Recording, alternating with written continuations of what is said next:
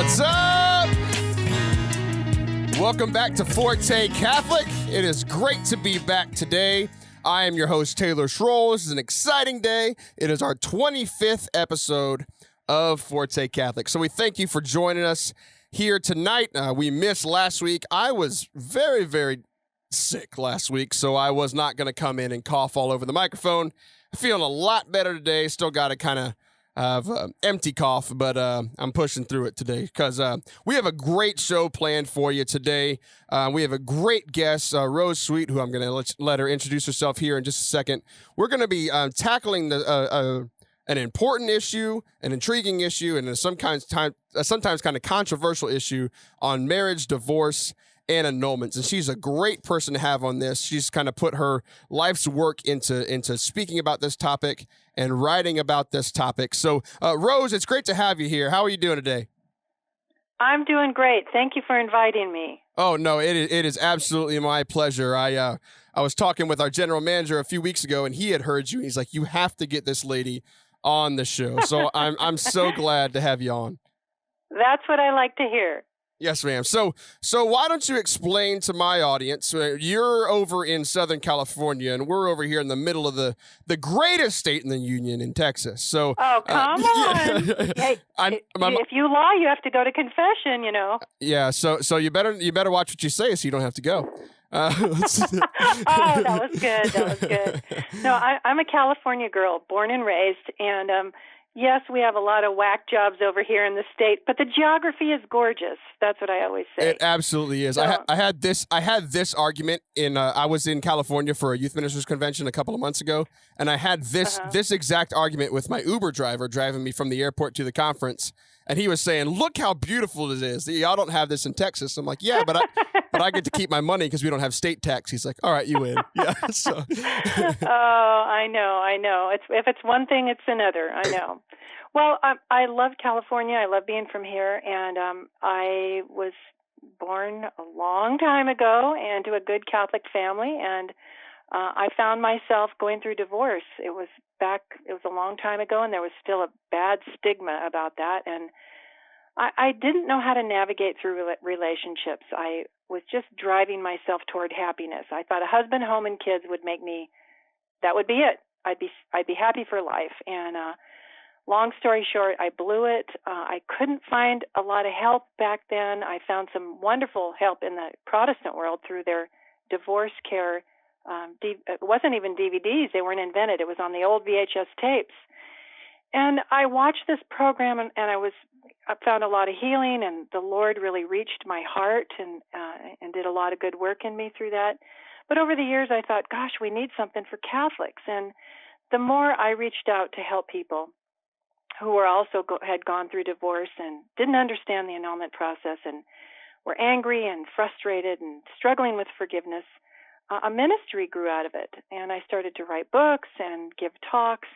And lo and behold, one day, all the stars aligned, so to speak, and I was able to put together a really beautiful and powerful DVD series for Catholics. It's a parish program. It's 12 weeks long, and it's to help the person who's going through divorce right now, or maybe it's been 10 years and they're still struggling with some issues, to come and find help, comfort, support, and this is most important, the truth about what the Catholic Church really teaches about love and sex and marriage and divorce and annulment and remarriage and all those really important topics that a lot of Catholics think they know what the Church teaches, but we don't. So I've made it kind of my mission. I really know our Lord has taken my woundedness and equipped me to go out and make it my mission to help other people in this area. Yeah, first of all, thanks for doing that, because I know that, I haven't been through a divorce myself, but I've seen a lot of people struggle through them and how difficult it is. So I know that it was obviously difficult for you. So thank you for allowing God to work through that wound in your life to bring joy and healing and hope to other people who are struggling. And second thing, Thank you for making a DVD set and not a VHS set. I'm very, very thankful for that. That's. Oh gosh. I was trying to remember Well, the last movie I watched on VHS, and I was a little kid, so I don't remember. Well, the DVDs are going to be obsolete one of these days too. So now I know the program is going to streaming. So who knows? By the time we're dead and gone, who knows what'll ever happen? Yeah, our kids are just going to be like downloading it into their brains like by the time we're done. So, yeah, and it's kind of, you're talking about how crazy it is God works sometimes, and all around the same time that I was talking to you to set you up to come onto the show, I've been kind of walking. I'm in youth ministry. I've been walking with this kid who has just been struggling with a lot of things personally in his own life. And then on top of a lot of these things that he's been struggling with personally, I found out the last time I met with him that his parents are actually getting a divorce. And and it was just one of those things that, I've spoken to the mom before a couple of times because she has reached out to me to kind of help this young man. But then now I can just see her hurting. And it was one of those things I started asking around the churches in this area. It's like, oh, does anybody know of like a divorce ministry in the church? And like, if there is one, I haven't been able to find it yet. So I'm so thankful for the kind of ministry that you do. And it's one of those things that like, I don't know how to talk to this lady. It's one of those things that I could probably get a few sentences in, but after that I'd be dumbfounded, of like how to actually approach people in this real situation in their lives. So that's why I was so grateful to have you on, not only for my own fulfillment, but for the people who are listening who, what are the odds that somebody's listening that hasn't been around divorce, like either in their own lives or in their families or in their parents or their aunts and uncles or all those kind of things. Like, it's a huge part of our lives. So I'm so glad to have you on to talk about these things. Yeah, thank you. Because I know if your listeners have not been through it personally, just like you said, how do you talk to somebody? What is it that the separated or divorced person really needs from you? And it's not advice. It's really, first of all, just sit and listen and be with them. You don't even have to say a word. Just listen.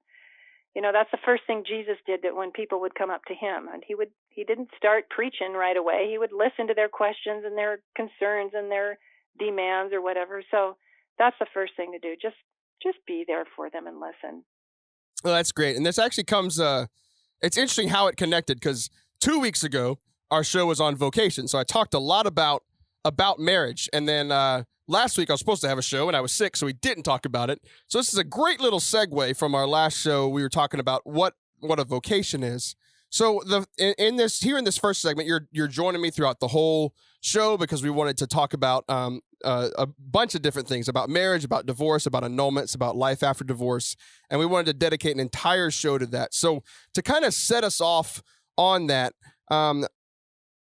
I want you to just dive a little deeper into what marriage actually is. Before we get into what it looks like at the end, what is it supposed to be? Yeah, you know what? You can't understand what the church teaches on divorce and annulment and remarriage until you first understand what she teaches on what makes a valid marriage bond when two people stand in front of a priest and say, I do. Supposedly, and the church assumes that a valid marriage bond came into being, kind of this invisible bond came into existence. And sometimes looking back, we realize something was in the way or missing where that bond didn't really happen. So yes, there was a civil marriage. Yes, there was a valid life together, a valid mortgage, and 3 valid kids, but an invalid bond the way the church looks at marriage. So this is it. And this is what I love. I'm sure your listeners have heard of St. John Paul the Great's theology of the body. This is a beautiful thing to draw on to understand briefly what makes a valid marriage bond. Okay, 4 things. And again, this is just broad sweeping because we could spend a whole day on this. But Jesus loves his bride perfectly. And the way that Jesus loves his bride, that marriage to his bride, to his spouse, is what we follow and we look for a valid marriage. And his love for her is free of any agenda, free of force or pressure. It's not like God the Father said, okay, you're going to go down there and, be the spouse of the bride and, do all this because that's how I say. And you have no say in the matter. But Jesus said, no, I come here and I give my life freely. No one takes my life from me. He gave his very self freely for our greater good. So love has to be free of fear and anxiety and pressure. So think about this, when two people are standing at the altar, if there's any of that, big bad fear or pressure going on, you might have a problem. The next way that Jesus loves his bride, his love is free. His love is also full. There's a total self-giving. There's nothing held back. There's no prenups. There's, no hidden bank accounts. There's no other wife and child somewhere else. There's a full and total self-giving, not just till you fall out of love or you get fat or you don't make enough money for me. It's a full self-giving all the way till death. I mean, only death can separate. So I know you're laughing, right? I am laughing because right when you said even if you get fat, my producer points at me and starts laughing because my wife's stuck with me even though I've gained a few pounds since we got married. Well, we laugh at it, but it's really stupid because there are people who would go, I'm just not turned on by him or her anymore. Gained so much weight. It's like, gosh, open your eyes to the bigger facts of life. But anyway, I don't want to get off on a tangent, but Jesus' love for us is free and it's full. He gives everything. He doesn't hold anything back from us, and it's forever. So free, full, and faithful. His love for us is faithful. And when we talk about two people pledging fidelity and faithfulness, we're not just talking about sexual fidelity. We're talking about you would never even think about bringing anything into the marriage or doing anything or saying anything that would hurt or disrespect or be otherwise unfaithful to upholding the dignity of your spouse. And when I do marriage prep weekends to young couples, this is always the thing that cracks me up. I say, okay, you guys are going to get married this summer. Then comes Christmas, and your mother wants you to go to her house, guys, like you have all your life for Christmas morning. But your new bride is going to want to stay home and have Christmas at your house. So where do you go this Christmas? And all of a sudden the guys get a scared look on their face, and all the girls are like, this better be the right answer. And I say a lot of people get married and they're unfaithful because their mom still comes first, or their dad, or their best friend, or even sometimes if they've been married before, their children. So infidelity means that somebody else comes first in your life when push comes to shove. And, Jesus doesn't consider that with his bride. He'll do anything for us to get us to heaven. He loves us that much. So that's a great point, because most of the time when people think of faithfulness or fidelity, they only think sexually, right? So where it's kind of like all this other stuff is okay. Oh, if I'm flirting with somebody, or if I'm not spending enough, if I'm at the hunting range and not with my wife, or if I'm doing X, Y, and Z, as long as I'm not sexually unfaithful, then I'm fine. But I love that you're talking about this, because I think so often, like the holiest couples can get complacent and start putting other things in front of their spouse, just like we all put other things in front of our relationship with God at times. So I'm glad you talked that. Exactly. Yeah, exactly. We need to expand this because, it's like when you make an examination of conscience and I haven't had sex outside marriage.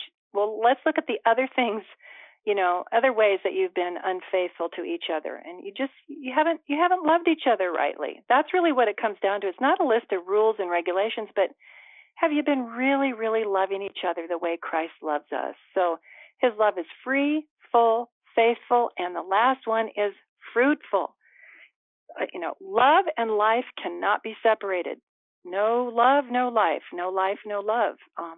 And we need to be open to new life, divine life. I mean, when the heart and soul opens up to God's divine love, he impregnates us, as it were. He fills us with divine life. And, marriages, we need to be open. The church has always taught open to the gift of life. And, that's another form of fidelity and fullness, because our fertility is part of who we are, and it's a gift. And again, I don't want to get off on a big NFP or, thing about children, but this all this stuff stems off everything else, but it's free, full, faithful, fruitful love. That's the way Jesus Christ loves his bride, and that is also the church's wedding vows. I come here freely to give myself till death fully, to be faithful in good times and bad, and sickness and health, and to be open to the gift of children. So that's what the church looks at. And she presumes that whenever people stand in front of the priest and get married, that they know that, they understand it, and they're able to live that out to the best of their ability. So that's what makes a valid marriage. So no shotgun weddings, huh? Well, now, is that a free consent? No, there's a lot of pressure, fear, social pressure, family pressure, and maybe sometimes even the gun in the back. Right. I was pretty desperate to get married, but I wasn't that desperate. So there was no gun in mine, so we're fine. You know what, Taylor, though, but this is interesting that you say that. Desperation, depending on the severity of it, it is. I find this a lot of times. Let's say a woman is 29 years old and all her friends have been married for 8 years and they all have 3 kids, and she's lonely and nobody's dating her, asking her out, and all of a sudden some guy starts dating her and she goes, that's it, she's ready to be married. She's also maybe living at home still. She wants to get away from mom. She wants to have her own life. And so she really is, and I'm paraphrasing, but she can be so desperate that should that marriage fall apart a few years later and the church look at it through the annulment process, it may be that desperation was in the way of her making a free consent to marriage to that particular person. Oh, wow. Yeah, well, I would have never thought about that one before.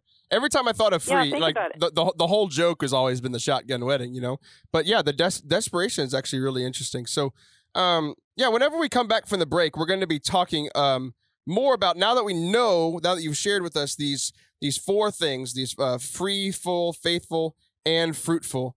Now that we know what a valid marriage bond is, we're going to look at, okay, then what is actually a divorce and what is an annulment, and look at some of these things more in depth. Perfect. Yeah, so, all right, guys, we are going to be right back here in just a few minutes. Again, this is Taylor Schroll on Forte Catholic here with Rose Sweet. We if you're just tuning in, we were just talking about marriage bonds. When we come back, we're going to be talking about divorce and annulments, and stick around, and we'll be talking about how do we live as Catholics in a situation of divorce. So stay tuned, and we'll be right back.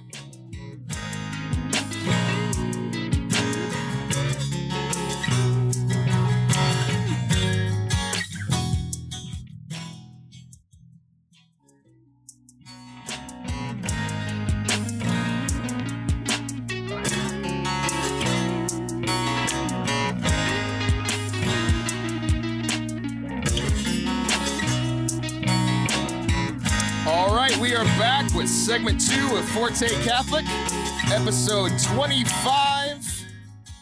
It's exciting to be here. I'm joined by my guest co-host, Rose Sweet. And if you missed the first segment, we were talking about what makes a valid marriage within the Catholic Church. It's free, full, faithful, and fruitful. So now we're going to dive into the tough topic of divorce and annulment. So, Rose, there's a lot of confusion, I think, about what the church teaches about divorce and annulment. So let's tackle divorce first. What does the church say about civil divorce? Okay, I'm glad you asked me. And when I go around and speak and at conferences and what people will ask, what do you think, Rose? And I say, it's never what I think, it's what the church teaches.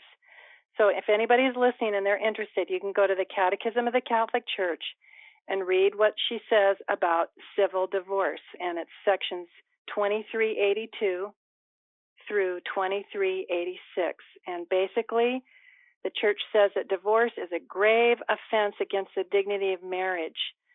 It's a grave offense against the natural law, and it does injury to the covenant of salvation.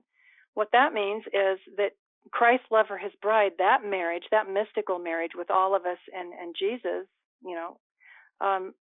we draw off of that, and we enter into that mystically when we have marriage, and we do damage to that when we divorce. The church also says that divorce introduces grave disorder to the family and grave harm to them, and ultimately it spreads out to the rest of us, and it's a plague on society. And we know that because, statistics are out there saying that divorce, I think the cost of divorce, the higher crime rate, depression, suicide, all that stuff, homeless, families without fathers, cost on average, every person in this country costs about $30,000 a year. Wow. I mean, it's ridiculous. So the church nails it. The church says it's really, really horrible. But she also understands that a lot of people attempt marriage and don't know what the heck they're doing. Or they have fears or psychological wounds or agendas that invalidate consent. Remember that consent has to be that free, full, faithful, fruitful love that images the way Jesus loves his bond, his bride. So if you want to know what the church says about, divorce, go to the 2300 section. But then matrimonial consent, here's another one because I know some people like to write things down. So it's 1625 to 1649. And the church talks about this, basically what we just did, that consent must have no fear, no pressure, and there must be sufficient maturity, and people who are Catholics must get married in the Catholic form, blah, blah, blah. So civil divorce happens, but the church does not recognize it as breaking the marriage bond. So civil divorce happens, and the church understands that, but she's looking at the valid marriage bond for the way the church, the way Jesus loves his bride. So you get a civil divorce, you're still married in the eyes of the church. I think most people know that. So if you get a civil divorce, before you should get a civil divorce, you should get good therapy and counseling and a spiritual director and learn about annulment and learn about valid marriage bonds and see, maybe with a wise and holy priest or somebody, to see if you do have grounds for nullity, that maybe this was a relationship that was doomed from the start. That doesn't mean that God's grace can't overcome anything. But remember, God's grace can do anything, but we have to open up to it. People have free will. And in a lot of marriages, even though you have one partner praying and praying and praying and trying to be the perfect spouse, another one can be completely closed to God's grace and the workings of the Holy Spirit. And there's nothing you can do about that, and it's a tragedy. So the church is very just in upholding the laws, but very merciful in understanding that sometimes we don't know what the heck we're doing. Does that make sense? No, it absolutely does. And it's interesting, like the last line that you said is like just in upholding the laws and then merciful in how we carry it out. Because like as you were starting, it's one of those things I'm thinking about people who know people who have been divorced themselves, like hearing like what that catechism says in 2382 and through 86, as you were saying, it's like, it's a grave offense against marriage and natural law. It's a grave disorder to family and society. It's like, well, that would make somebody feel terrible, right? It's like, but like, it's one of those things we have to share the truth. But then like, so I know that you part of your story, and you mentioned it in the first segment, is that you have been divorced before and then annulled, which we can, talk about the difference here in a second.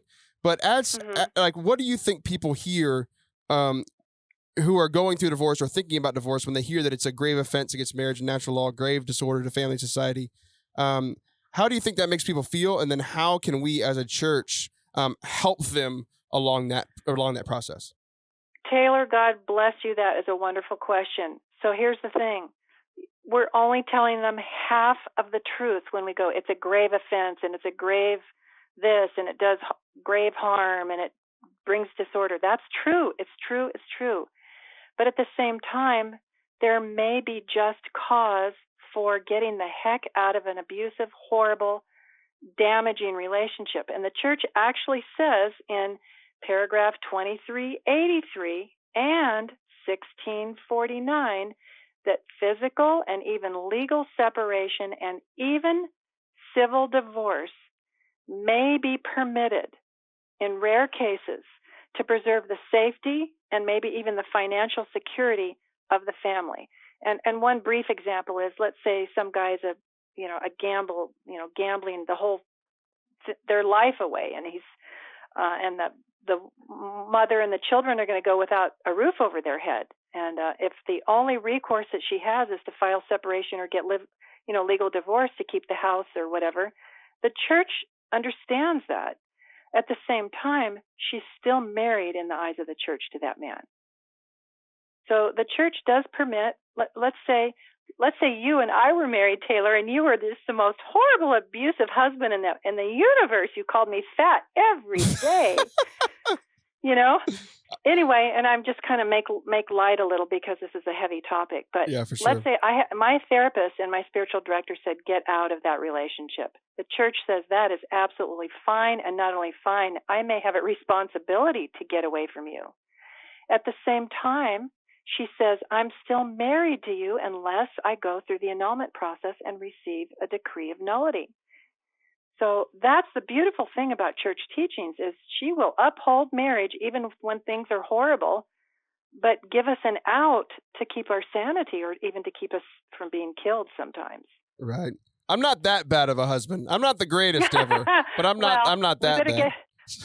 Your wife isn't here to defend you, but I'll believe you.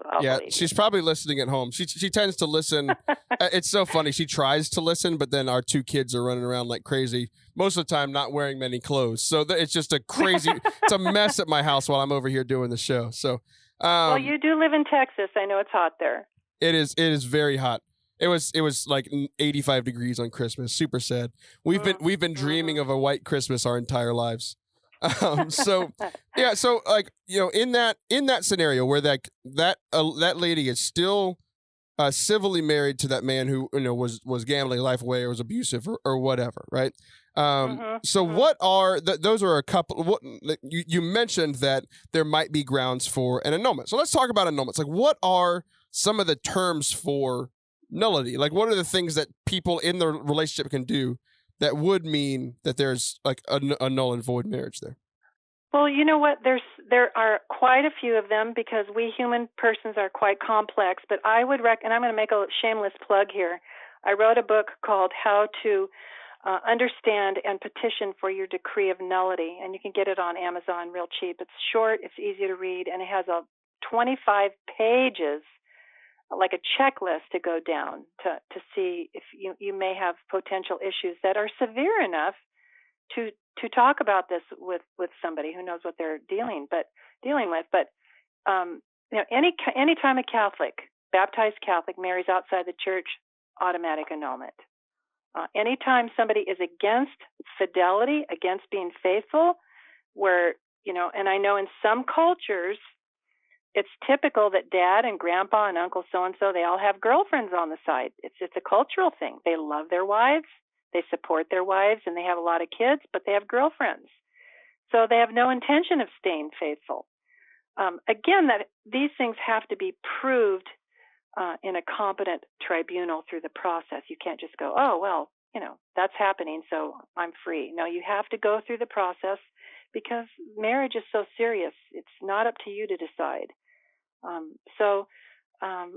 Other things are, like I said, the shotgun wedding, being very young and immature, desperate to get out of the house,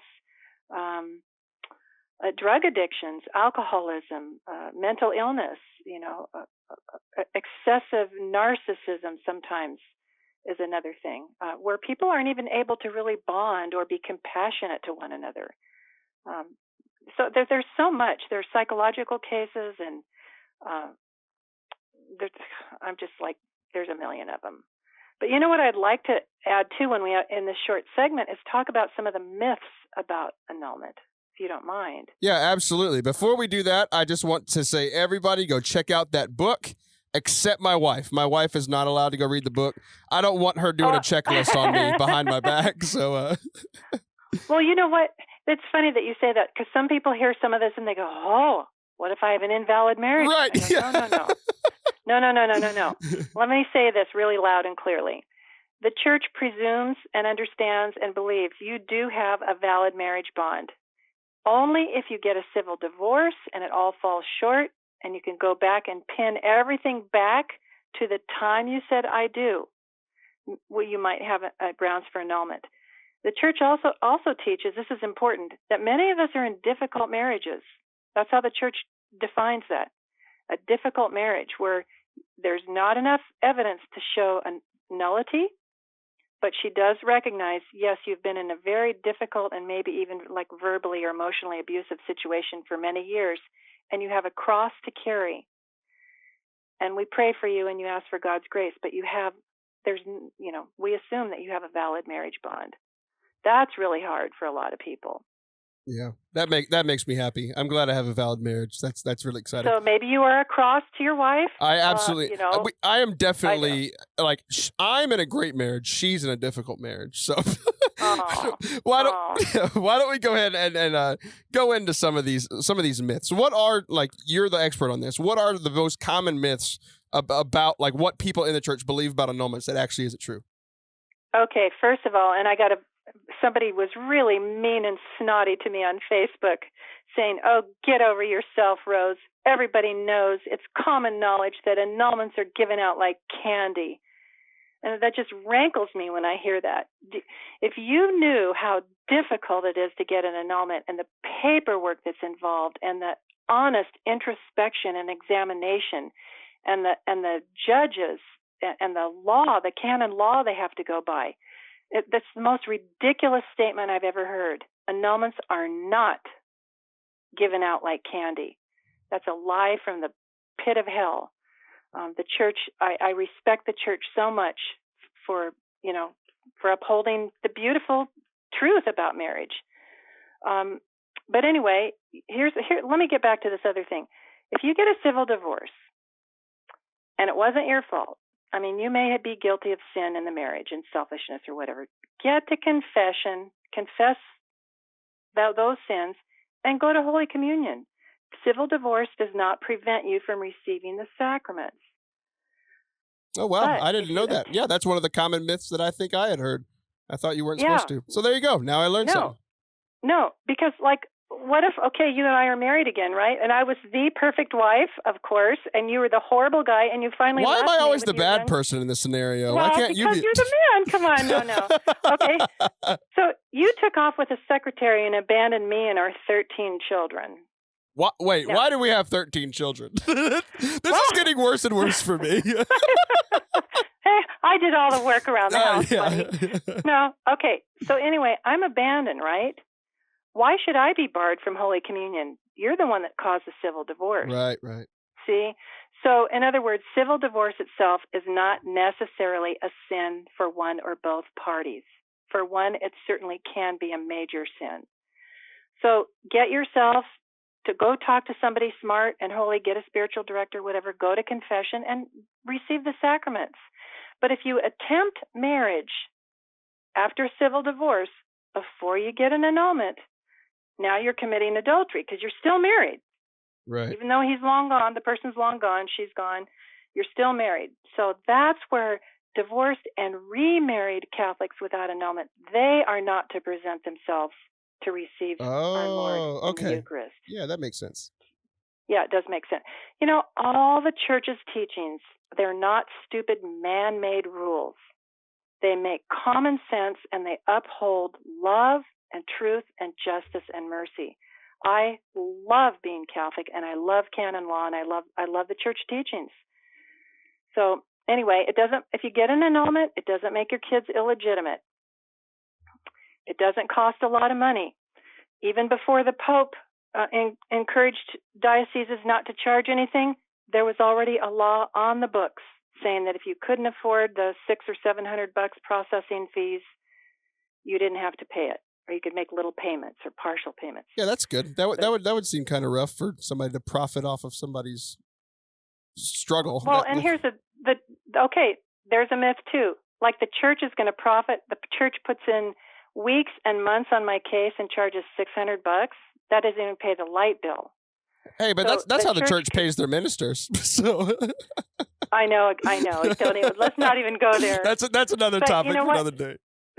So, there's a lot of money and a lot of good things that goes into an annulment, and that $600 or $700 barely scratches the surface. But again, if you can't pay it, just show hardship, and you don't have to. The church will not withhold help from you for money, and that's another big myth, another lie. Also, the Pope back in December 2015, everybody was talking about making it easier and faster. It's not really easier and faster. There was one part of it. If again, you left me, I went and got an annulment, right? And the church granted the annulment. But then after the decision, it goes to the diocese down the street, so to speak, and a second pair of eyeballs looks at it. Another tribunal takes a second look at it. So the Pope got rid of that part. No longer does any case have to go to a second tribunal for a quick look. And that saves about 2 weeks to a couple months on an average process. So there are little changes, but they're not major. And it's not easy. I'm going to say this a million times. It is not easy to get an annulment. Yeah, I bet not. Yeah, I mean, all the ones I've encountered, it always seemed real difficult. So we're going to come back. We're going to keep talking about that exact topic so we can continue talking about annulments and divorce. So guys, we will be right back here in just about 3 minutes for our final segment with Rose Sweet. We'll be right back.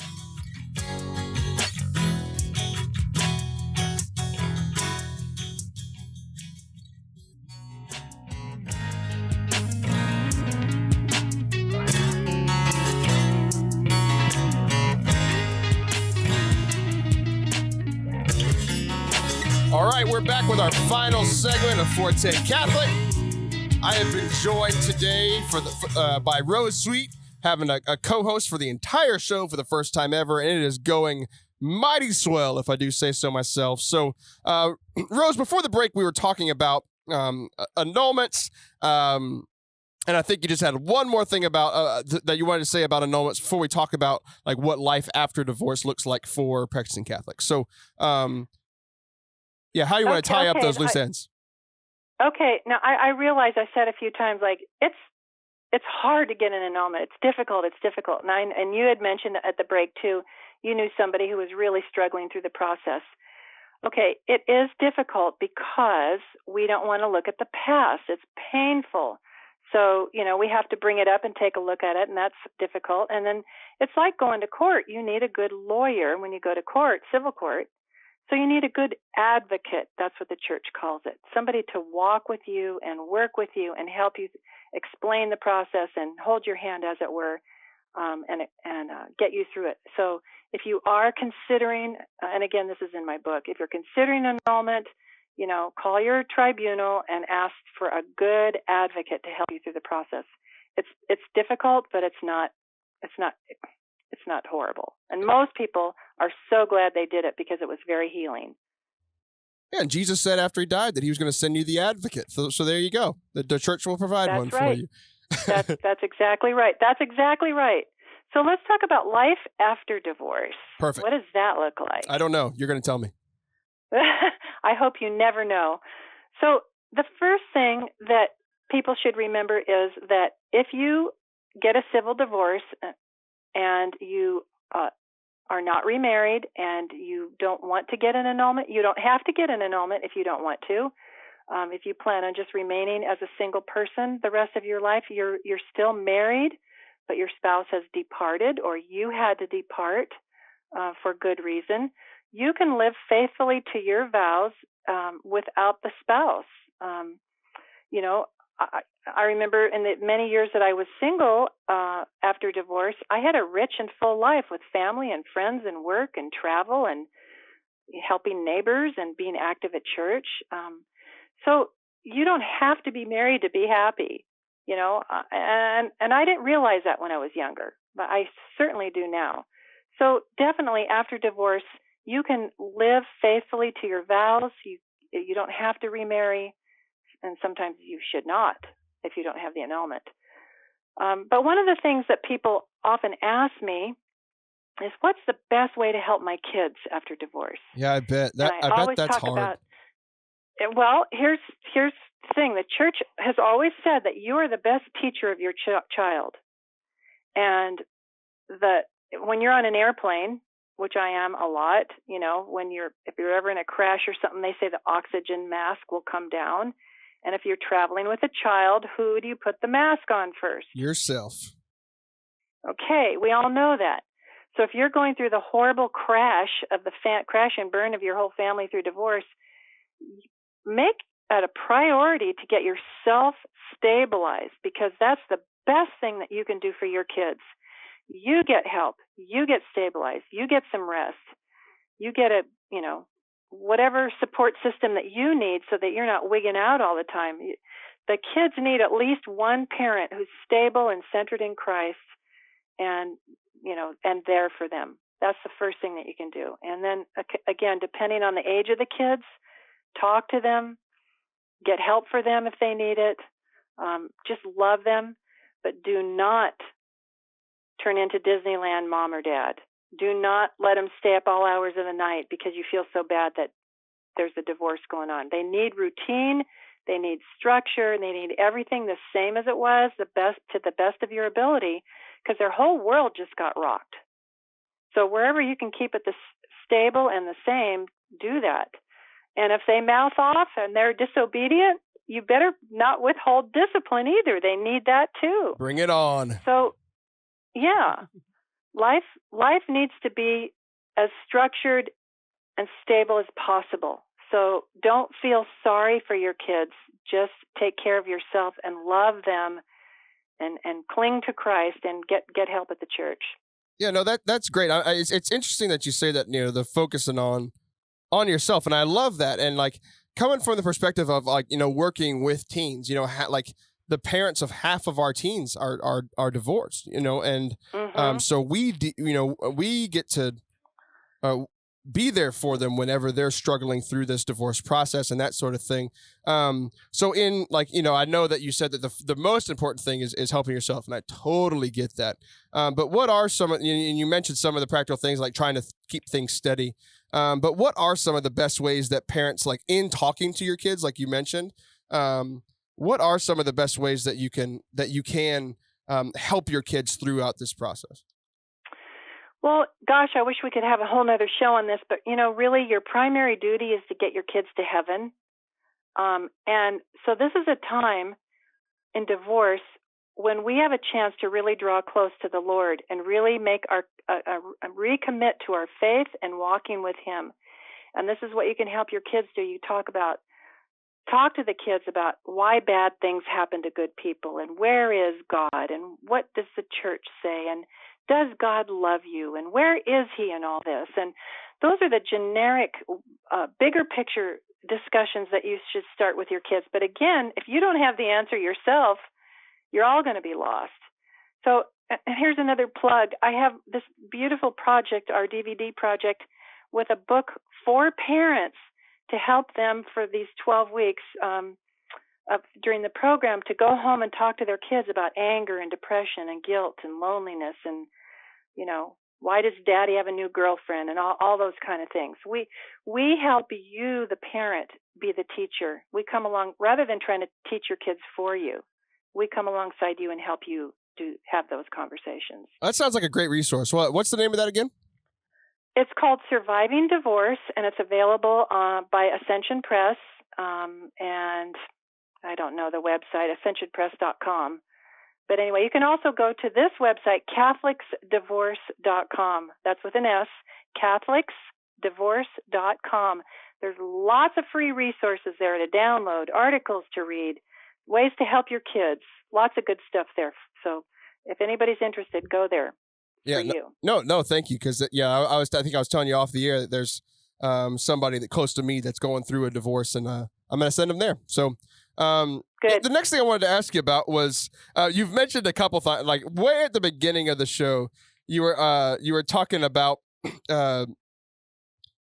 how hard it is sometimes to be happy while you're single. Even before you get married, right? We kind of made the joke about the or not the joke, but the example of a 29-year-old woman who's kind of all of her friends are married and she just wants to get married, right?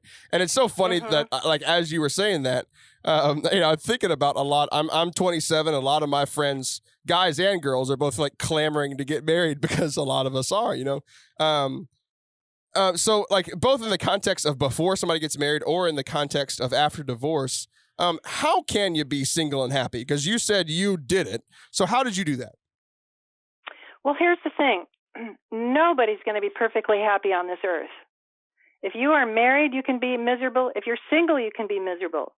If you're married, you can be happy. If you're single, you can be happy. So our state in life should never determine how happy we are. It should help or facilitate and be a source of blessing for us and where we can use our gifts and talents. But our happiness is centered in our relationship with Christ. That's why we're Christians. And that's what our church teaches, is that our heart, as St. Augustine said, our hearts are restless until they rest in thee. And so that's what I love about this divorce ministry, is that people realize I couldn't count on marriage. I can't count on my kids. I guess the only person I can count on is Christ, and I better give him another look.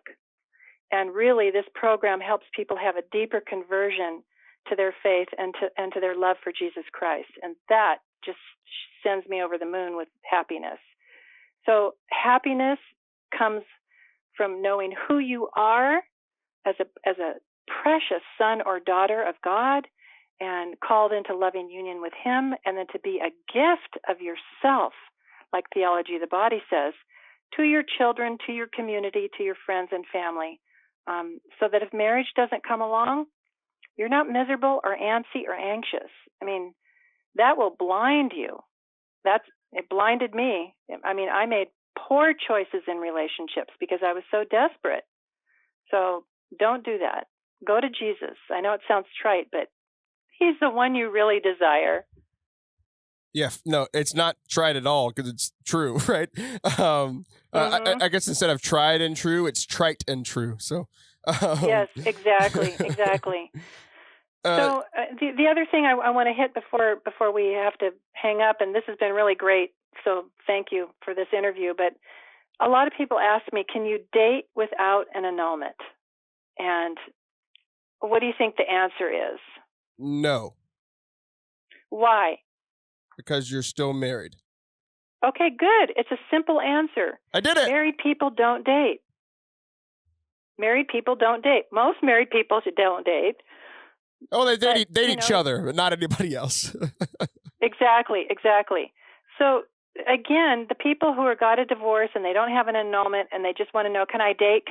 That tells me right away they're desperate. They're lonely. They don't know how to be by themselves. So I would say to anybody who's in this situation, or if you know somebody, encourage them to go to the movie by themselves, to go out to dinner by themselves, to take walks by themselves, to learn to love solitude. This is a thing that many people in our culture cannot handle. They can't be alone. They can't unplug and just enjoy life. And I think that's the number one thing that I would say to somebody. If you can't be by yourself and just enjoy life, you got some work to do. And I would ask God for help in that area, definitely. My wife and I were long distance when we were dating. So, I spent a lot of time by myself because I wasn't going to hang out with other girls while she was halfway across the country. So I went to King's China Buffet about once a week, and I sat there by myself and ate my meal. And everybody looked at me like, oh, he looks so sad. I'm like, dude, I'm happy as heck. I'm eating a $5 Chinese meal by myself right next to my house in college. I was through the moon happy. So I know. You know what? That's a great example. And we don't, maybe it might be uncomfortable at first. And I remember one time after divorce, I went to the movies all by myself. And as I was walking down the aisle, I saw a man sitting by himself, and he looked a little familiar, and it was my pastor. Oh, that's great. And he was in his full clerics, and he'd gone to the movie by himself. So I sat next to him. I go, hey, bud, move over. And he laughed. And we watched the movie together. Hopefully it was a good movie, and it wasn't one of those things like, oh, it's awkward seeing my priest here. You know what? I don't even remember, but I remember how delighted I was that he just thought, you know what? I'm not going to sit around and feel sorry for myself. I'm going to go watch a good movie. And he did. Yeah, that's fantastic. The only time I ever went to a movie by myself was right after I had the swine flu. I'd been cooped up for 2 weeks, trying not to die. And yeah, it was terrible. And I'd been so cooped up that I went and saw a movie by myself. And then I was like, well, I don't have anything else to do. I'm going to see another movie. So then I went outside, bought another ticket, went back inside, watched another movie. Then I was like, well, I don't have anything else to do. So I went to Taco Bell next door, put the Taco Bell in my backpack, went back to the movies, bought another ticket, and watched a third movie in a row. So I went to 3 movies in a row by myself. That might be a record somewhere. So. See, but look how you sound very delighted just telling the story. You did it, and it was just a treat to yourself. And those things are important. We need to discover sometimes who we really are and what we're capable of, and some of the joys in life that God has given us. Yeah, there's no joy like celebrating you're not dead. That's what I was doing. That was fantastic. Well, that's right. I was going to say, don't ever do what I was so proud of myself for just being happy as a little single person, right? And but I decided to go down to the beach and watch the sunset on Valentine's Day one day. And just be with God and have a nice glass of wine. But when I got to the restaurant and everybody was so romantic and so happy, I drank my wine really fast and went home and cried. Oh, that's so sad. You had high expectations for that, and I kind of saw where that story was going from the get-go. That's rough. Right. So you know what? Know your limits. Just know who you are and know what you can handle and what you can't, and come out of your cave every once in a while. But just draw close to the Lord. He loves you, and He's there, and He's real, and He. We're in Lent right now, and we're talking about Jesus carrying His cross to be crucified. Just remember, He met His mother on the way. Simon came and helped Him. Veronica wiped His face. The women of Jerusalem cried for Him. So if you've gone through divorce or you're carrying a really tough cross right now, just know that you too will have our Blessed Mother with you and people to help you. Some to do the heavy lifting, some to wipe your face. So that's God's promise to all of us. Well, thank you, Rose. It's been great having you on today. I want to thank you for coming on and walking this journey with us. So I want you, in the last minute and a half that we have, I want you to just share a little bit about your ministry, about how people can connect with you. If people are listening today and they heard something that stuck out to them, they want to learn some more information, or they want some help going through a divorce or annulment, how can they get a hold of you? Where can they find you? rosesweet.com, all one word. Lots of resources there, books and my speaking engagements. And I just gave a beautiful marriage retreat in Owensboro, Kentucky. So I love to teach what the church teaches and get real about it, So rosesweet.com, there's all the good stuff. Yeah, you can find all of her books and how to book and all that kind of stuff. So most important question of the entire interview today, is Rose Sweet like your birth name? Yes. I lucked out, didn't I? That's so tremendous.